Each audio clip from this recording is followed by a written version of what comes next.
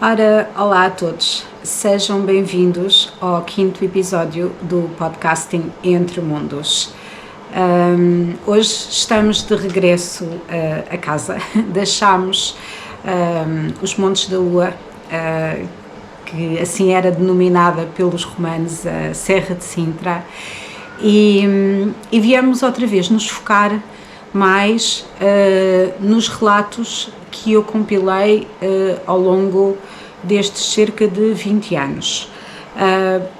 Para quê? Para que não se percam, apesar de alguns deles já estarem transformados em vídeos, estão inclusive colocados na área do imaginário, da área das lendas, dos mitos no canal, e a verdade é que, mais uma vez, tenho relatos na primeira pessoa, e eu achei por bem esta semana voltar a referir alguns deles, para poder explicar a diferença entre o que é uma crença em termos da população geral de determinado local ou região, no imaginário, e o que é uma crença na própria pessoa que vê determinada situação, determinada criatura, o que quer que seja.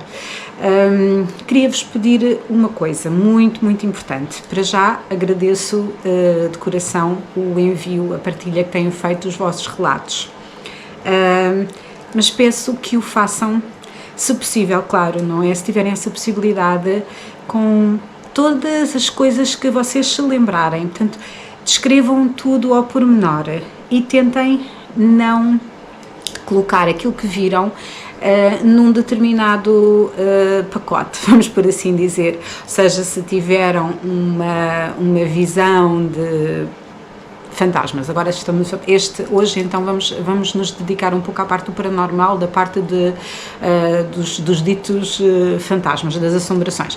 Se tiveram algo relacionado com isso, em que viram uma criatura transparente ou viram uns barulhos estranhos, em vez de escreverem, Vera, olha, eu em determinado dia, em determinado sítio, vi um fantasma, pronto, porque está-me a aparecer alguns relatos assim.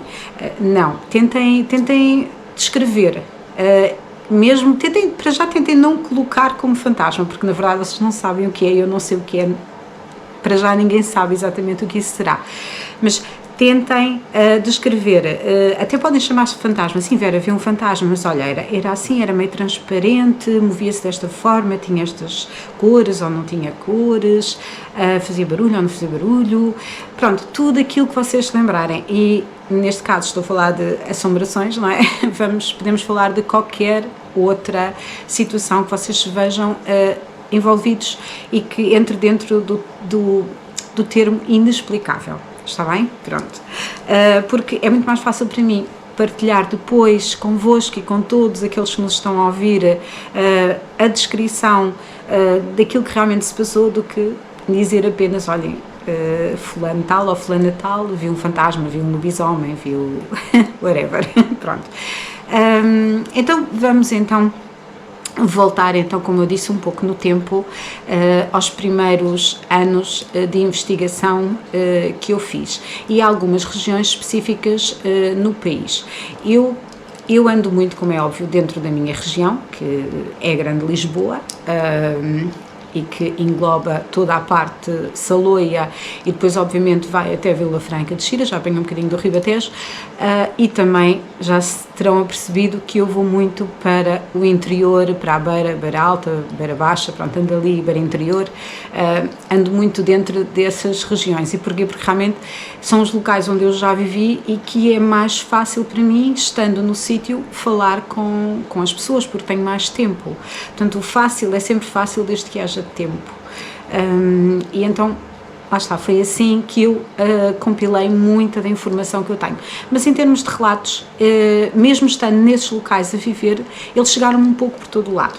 E isto para vos dizer que eu terei que voltar à Beira Interior para vos explicar um pouco, fazer-vos uma introdução a este tema que vamos ter hoje, que é o tema das assombrações, lá dentro do sobrenatural, o ver uma alma desencarnada, um espírito, coisas a mexer, um trasgo, que eu parece-me que vocês não sabem muito bem o que é um trasgo, portanto deviam de ir procurar. O professor Alexandre Parafita, da Universidade do Minho e Trás-os-Montes, escreve bastante acerca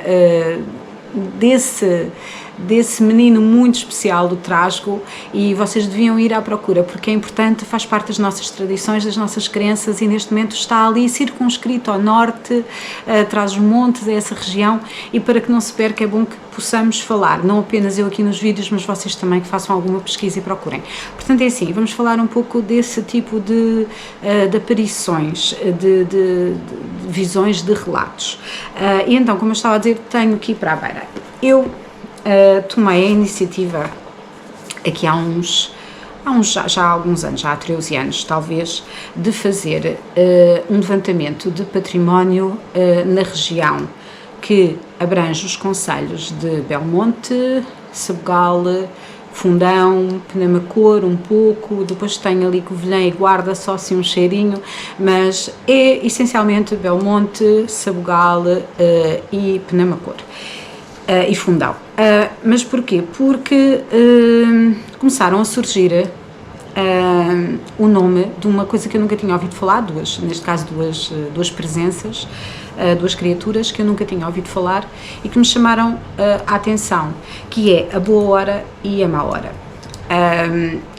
E através de pesquisas e também com a ajuda de pessoas como, por exemplo, o meu pai, tive acesso a determinados documentos ou livros. Portanto, neste caso, por exemplo, tive acesso a um livro do final do século XIX que refere a história do Fundão, isto só no concelho do Fundão, e que tem, por exemplo, as tradições orais e as lendas e os mitos. E essas duas criaturas, a boa hora e a má hora, estão lá incluídas como referência a algo ligado à passagem entre a vida e a morte. E eu vou-vos ler aqui uma coisa que conta um bocadinho do que é e que, se vocês procurarem na internet, também é fácil de encontrar quando põem, para além do nosso trasgo, a boa hora e a má hora. Conta-se que antigamente erravam pelas ruas e caminhos da região duas figuras misteriosas, uma integralmente vestida de branco e outra de preto, a quem o povo chamava Boa Hora e Má Hora. Na sua fantasmagórica caminhada, a boa hora precedia sempre a alguma distância a má hora, e estas duas aparições seguiam sempre pelo caminho sem nunca se desviarem perante nada. Ora, o que é que as pessoas contam? As pessoas contam que, principalmente no verão, porque é uma altura em que estamos todos até mais tarde na rua, em que, e aqui na região da Beira é extremamente quente, é quase como o Alentejo, portanto são duas das regiões mais quentes em Portugal, as pessoas têm tendência, obviamente, à noite, depois de jantar, sentarem a conversar com os vizinhos, com as vizinhas, ou apenas sentarem na porta da sua casa ou à varanda, portanto, com acesso para a rua, como é óbvio. E há uma crença nesta região toda da Beira Interior de duas figuras, uma que será a boa hora, que surgirá vestida de branco, e outra a má hora vestida de negro, que por volta da meia-noite surgem pelas ruas, passam pelas ruas. Não me perguntem como é que passam pelas ruas à meia-noite, as duas ao mesmo tempo, a verdade é que passam.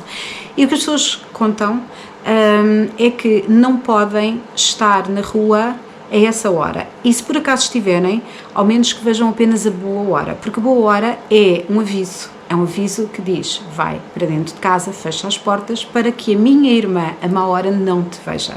E a má hora será então com certeza a morte. Não é explícito nas lendas que estão escritas, mas é isso que o povo diz, e é isso que faz algum sentido. Portanto, temos aqui duas irmãs, uma que nenhuma não podemos dizer que uma é do bem e outra é do mal, não existe isso, não é?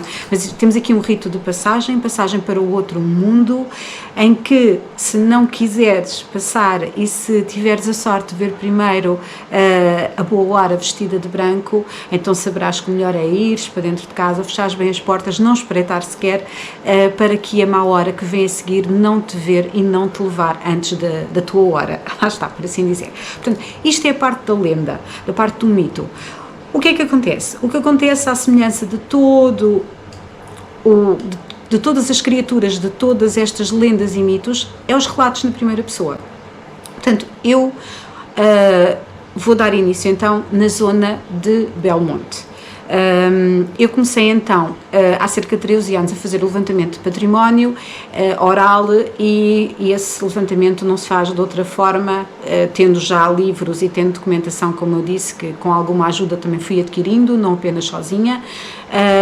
Faz indo falando com as pessoas mais velhas, com as pessoas que ainda guardam alguma memória, porque nós estamos numa altura em que estamos em risco de perder essa memória coletiva, e se ela não ficar escrita, ou não ficar como eu estou a fazer agora em vídeos, ela desaparece, simplesmente.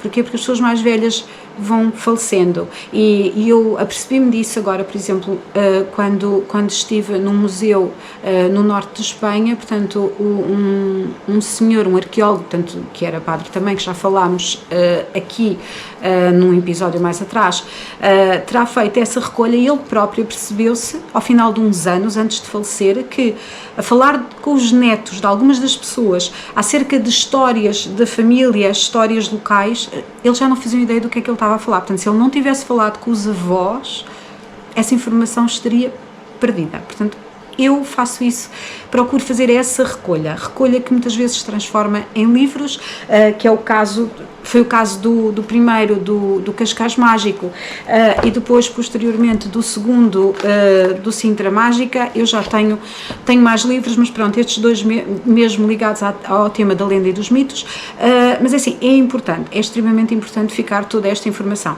Portanto, é assim, o que é que me começa a surgir quando eu decidi fazer esse levantamento, a falar com as pessoas, independentemente de serem homens ou mulheres? É muito mais fácil, há uma maior abertura da parte feminina de contar as histórias, mas não é logo, isto tem que ser com muita calma, tudo se faz com muita calma.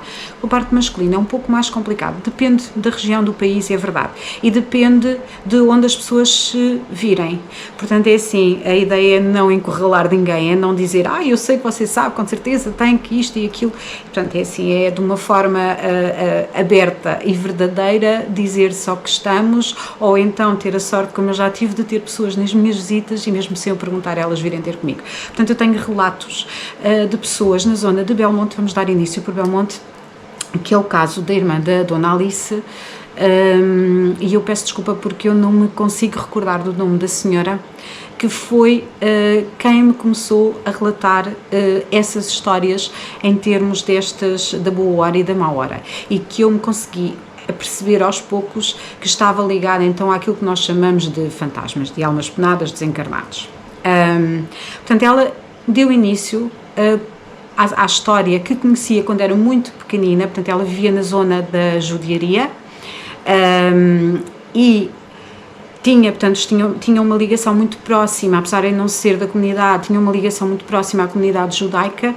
Muitas das histórias interligam-se, portanto eu acabei por, na altura, algumas dessas pessoas já faleceram também, infelizmente, por ir buscar também informação do lado da comunidade judaica,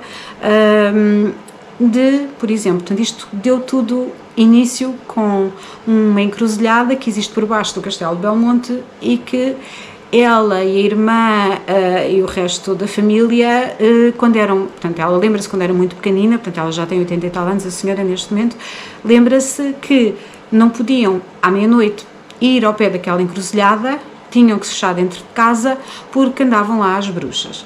E então, porque as bruxas são culpadas de tudo, começamos logo pelas bruxas.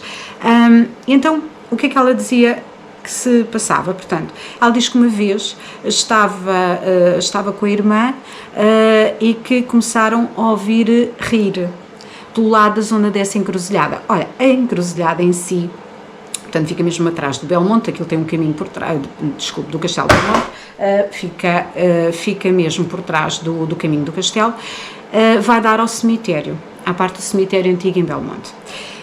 Portanto, vocês conseguem imaginar o que é dizer-se a uma criança, porque neste caso estamos a falar de crianças, não é? Que não podem sair à noite porque há ali uma encruzilhada e estão ali as bruxas, e as bruxas agarram-nos e puxam-nos para o cemitério. E as bruxas, como sabemos, comem meninos. Pronto. E com a ajuda do Homem do Saco, e um dia destes lá iremos falar do Homem do Saco. E então, o que ela conta é que, então, uma noite, claro, curiosidade infantil, decidiram ir ver o que eram as bruxas. E então, que se aproximaram dessa dito cruzamento, encruzilhada, e que viram, então, umas sombras que, conforme elas se aproximavam, as sombras iam-se afastando a caminho do cemitério.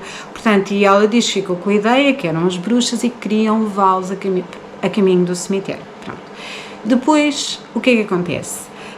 São sombras e ao final de uns dias a falar com ela, dei por ela a dizer-me que, menina, mas há uma coisa que nós aqui também vemos, e eu conheço uma senhora que chegou a ver, que já faleceu e que me contou a história, porque aconteceu mesmo com ela, portanto isto na zona já também perto do castelo, mas do lado oposto, já do lado que vai para a vila.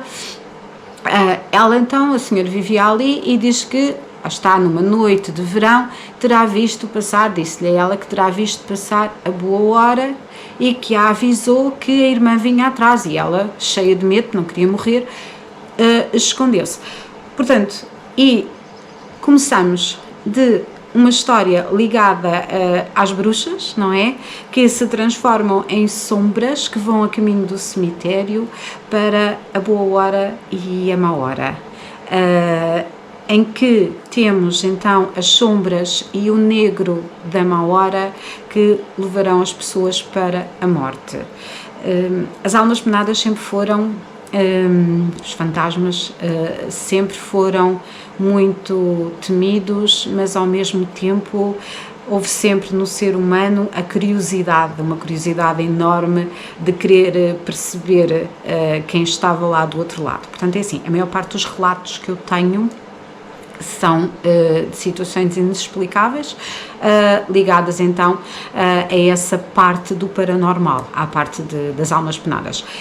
E aqui em Belmonte deu-se início então à alusão à boa hora e à má hora. E é a partir daí, da boa hora e da má hora, que eu começo a fazer um levantamento de património que vai para a parte arquitetónica. E na parte arquitetónica começo a receber apontamentos de, olha, esta casa, à noite, não se deve passar aqui, ouvem-se uns barulhos esquisitos, e ouvem-se gritos, ou naquela casa ali, de vez em quando, vê-se, como ela uma vez me contou, por exemplo, a irmã da Dona Alice, vê-se uma porca que tem os seus porquinhos e que depois de repente desaparece assim numa explosão, numa nuvem de fumo. Portanto, isso está tudo ligado a essas criaturas que ligam a parte da feitiçaria, da bruxaria, com a parte das almas penadas. Portanto, isto é tudo coisas que é preciso ter muito cuidado. Ao mesmo tempo que nós temos este tipo de relatos de pessoas que dizem que viram, porque para além de contarem relatos de pessoas antigas que já tinham falecido, que já faleceram, contam também elas próprias na primeira pessoa. É engraçado ouvi-los e a percebermos que depois, a seguir, falam do quê? Falam de outras situações caricatas que surgem na vida delas, em que lhes mostram que nem tudo é o que parece. E foi o caso, por exemplo, dela dizer, ela trabalhava numa fábrica que fazia enchidos, trabalhava até muito tarde, portanto também em Belmonte, isto mais do lado, mais perto, portanto aquilo sobe para, Belmonte está colocado numa ponta da Serra de Nossa Senhora da Esperança, portanto na subida para a parte da serra, para o topo da Serra da Esperança, haveria aí uma fábrica de enchidos. Portanto, ela diz que se lembra uma vez, já muito tarde, também por volta da meia-noite, provavelmente 11, meia-noite, viria com mais duas amigas da fábrica que tinham saído muito tarde do trabalho, que era costume, e que de repente vão a caminhar numa rua lá em Belmonte, no centro histórico, para casa.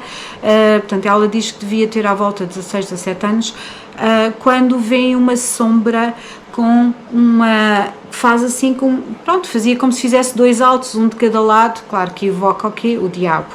E que elas nem olharam para trás, desataram a correr e foram se esconder no primeiro quintal onde conseguiram entrar e ficaram ali sossegadinhas, com medo, do que é que aquilo seria, não é? Se seria realmente o mal que lhe viria, seria a tal má hora, porque ela diz que é uma coisa negra, obviamente não olhou para trás, só viu o escuro, era uma coisa negra. O que é que aconteceu? Conforme viram a sombra avançar, porque depois foram espreitar para ver o que era, viram passar o Senhor Padre que vinha com uma capa e que vinha com um chapéu que tinha que, à luz do candeeiro que projetava a sua sombra para a frente, fazia todo aquele... toda aquela sombra que gerou no imaginário automaticamente das jovens que seria provavelmente o diabo. É claro que se calaram bem caladinhas, não disseram nada a ninguém e seguiu o caminho. Mas temos então a parte explicável e a parte inexplicável. Não quer dizer que a parte inexplicável tenha propriamente que ter uma explicação racional. É como eu vos digo, muitas vezes não tem, não interessa. Não é por isso que as pessoas que nós podemos dizer que as pessoas estão a mentir, porque não é esse o caso, não é de todo. Portanto é assim, isto em Belmonte. Depois passamos de Belmonte e passamos para o Concelho de Sabugal, ou passamos para o Concelho do Fundão, ou o Concelho de Penamacor, e continuam a surgir relatos das referidas, das ditas assombrações. Quase todas elas, a maior parte delas são basicamente vultos, sombras, coisas que muitas vezes as pessoas nem conseguem associar a ninguém. Associam muitas vezes a casas, mas nem é sempre casas, associam também a locais. As encruzilhadas são dos locais em que isso mais acontece, em que mais vezes vêm, como eu penso que já referi uma vez em relação à Santa Campanha, portanto é precisamente a mesma coisa, portanto foi um relato também na primeira pessoa, na zona, lá está, do Fundão, da Capinha.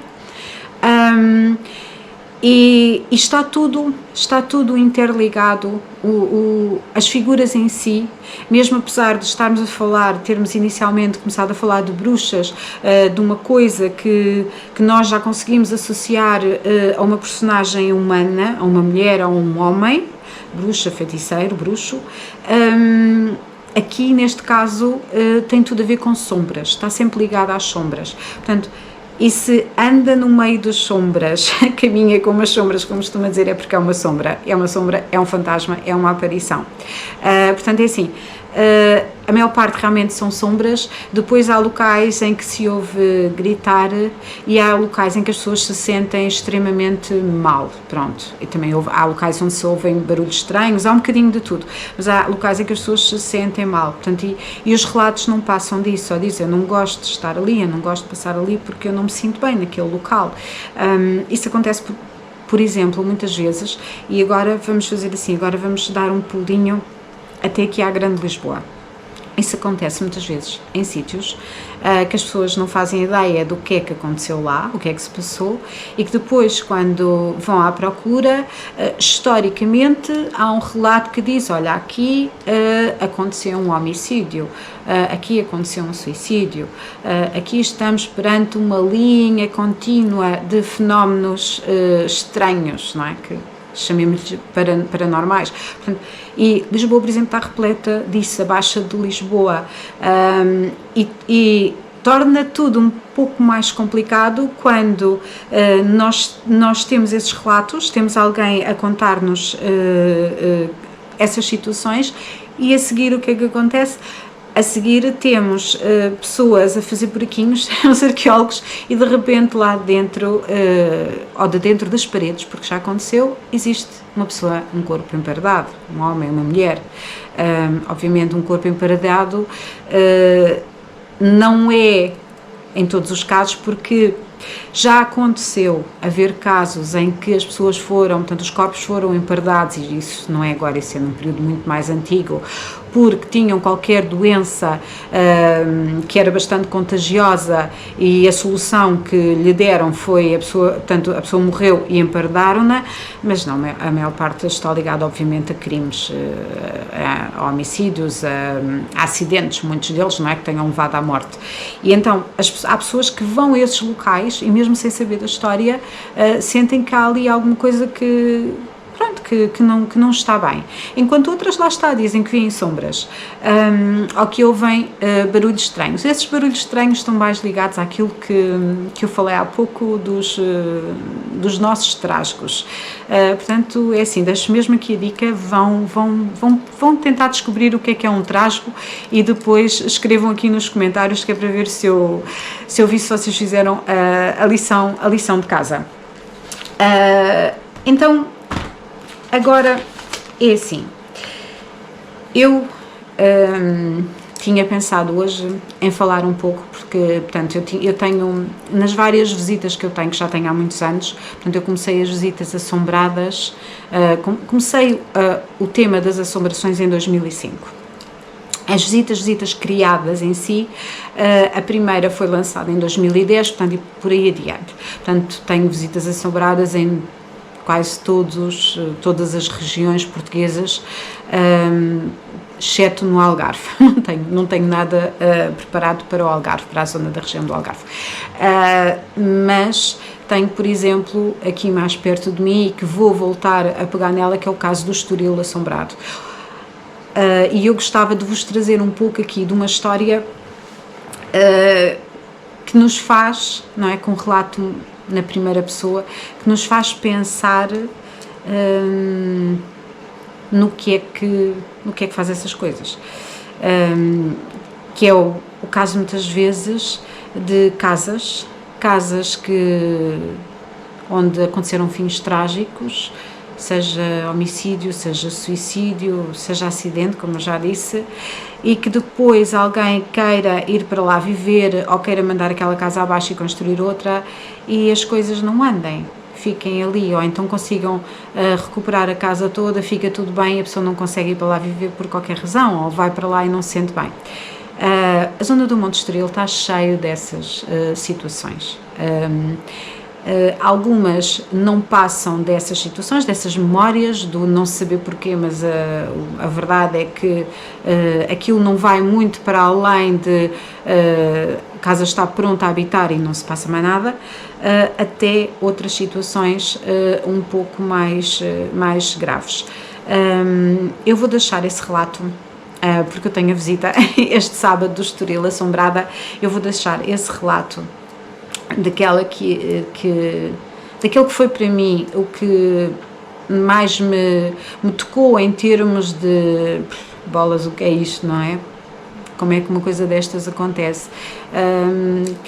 Vou deixar para a próxima semana, para o próximo episódio, assim como alguns dos relatos que eu recebi agora nos últimos dias, mas para vocês terem uma ideia, ainda esta semana alguém me questionou como é que eu conseguia encontrar informação, como é que as pessoas que vivem nas cidades, não é? Como eu, que infelizmente vivo na cidade, não me importava nada de viver no campo, como é que nós conseguimos encontrar esse tipo de histórias, esse tipo de relatos, porque normalmente toda a gente crê que existem sim, mas existem no interior do país, existem em povoações mais remotas, em locais em que as pessoas não têm aquilo que nós temos hoje em dia na cidade, que temos tudo e temos uma vida bastante mais atarefada, no sentido de que é demasiada coisa, demasiada informação. Obviamente que trabalho todos temos e no interior muitas vezes se calhar até têm mais, mas temos uma vida em que quase que não conseguimos respirar. Portanto, aqui as pessoas têm a ideia de que não há relatos, que não há histórias, que não há visões, que não se vê nada, o que não é verdade, porque aqui acontece a mesma coisa que acontece em qualquer local do planeta Terra. O que é que pode acontecer? Aqui, se calhar, as pessoas conseguem pôr um rótulo mais facilmente, mesmo não devendo, e eu própria, por mim falo, não é? Porque às vezes, sem querer, estão-me a dar uma descrição e eu associo logo a determinada situação, a determinada criatura, a determinado fenómeno, mas não quer dizer que não seja percebem? Não quer dizer que não existam ou que não sejam mesmo apenas a descrição, porque a descrição é o mesmo, não é? Apenas aqui se calhar conseguimos chegar mais facilmente a dizer, olha, eu vi um fantasma, eu vi um lobisomem, eu vi uma bruxa, pronto. Enquanto que no interior os relatos são um bocadinho mais da parte das pessoas que está a contar, eles até podem, no final, ao final de um bocadinho, de dar um nome àquilo que, ou então encaixar em determinada coisa, aquilo que viram, aquilo que assistiram, pronto, que se passou com eles. Mas demora um bocadinho, porque eu apercebo que as pessoas ficam a pensar nisso. E a pensar, enquanto estão a falar, estão provavelmente dentro da cabeça delas a pensar: mas aquilo fazia umas sombras, mas disseram-me que era as bruxas, mas depois o que eu vi foi as sombras a andarem para trás para o cemitério tem a ver com outra coisa, tem mais a ver com fantasma, com as pessoas que morreram, pronto, existe ali, começamos numa coisa e acabamos noutra, estão a perceber? Portanto, era isso que, era mais essa mensagem que eu vos queria passar agora, até porque eu tenho que começar a reduzir um pouco o tamanho dos episódios, ou acaba por ser um pouco cansativo para vocês que estão aí desse lado. Eu agradeço mais uma vez a vossa companhia, fico a aguardar pelos vossos relatos. Digam, falem daquilo que quiserem, a sério, digam aquilo que vos passar pela cabeça, que vocês já tenham visto, que saibam de alguém que tenha visto relatos na primeira pessoa, claro, não interessa do que é, criaturas de 10 pernas, de 8, 16, não interessa, falem das coisas que não conseguem explicar, porque partilhando, lá está, chegamos um bocadinho mais entre todos à conclusão daquilo que é. O e-mail fica na descrição do vídeo, e eu desde já agradeço a todos vós aí desse lado a vossa presença mais uma vez, está bem? Obrigada e até à próxima.